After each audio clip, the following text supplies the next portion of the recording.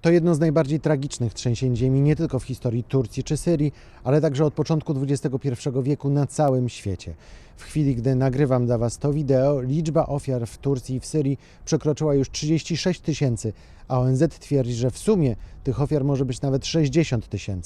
Pomoc do Turcji i do Syrii płynie z całego świata. Zobaczcie, jaka pomoc płynie z Polski. To wideo powstało przy współpracy z Caritas Polska.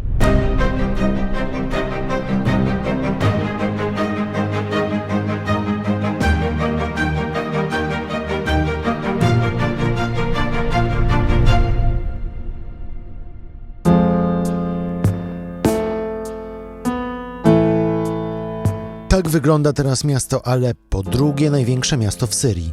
W trzęsieniu ziemi tysiące ludzi straciły dach nad głową i teraz mieszkają w prowizorycznych warunkach, pod gołym niebem, pod namiotami lub w kościołach, bo w Aleppo jest wielu chrześcijan.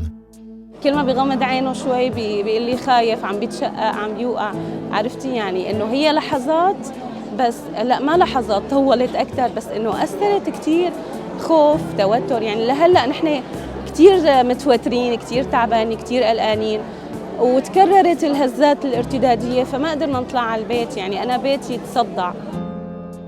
ONZ szacuje, że po trzęsieniu ziemi w całej Syrii dach nad głową mogło stracić nawet 5 milionów osób. Co gorsza, międzynarodowe sankcje nałożone na syryjski reżim sprawiają, że do Syrii płynie znacznie mniej pomocy niż do Turcji. A mówimy o terenach doszczętnie wyniszczonych przez trwającą od 12 lat wojnę domową. Samo Aleppo przez 5 lat było bombardowane przez syryjskie lotnictwo. نحن بنعرف خلال ال 12 سنة الماضية إنه حلب ما مهيئة لأنه تتحمل زلزالين ورا بعض مثل هدول، فسمعنا كمان إنه في بنايات نزلت. نحن أكيد هلأ بحاجة أكل، مأوى، ملبس. Trzeba pamiętać, że na Bliskim Wschodzie trwa właśnie zima, pada deszcz, ludzie nie mają dachu nad głową, jest im zimno, potrzebują schronienia, potrzebują kocy, potrzebują kurtek, potrzebują ciepłego posiłku.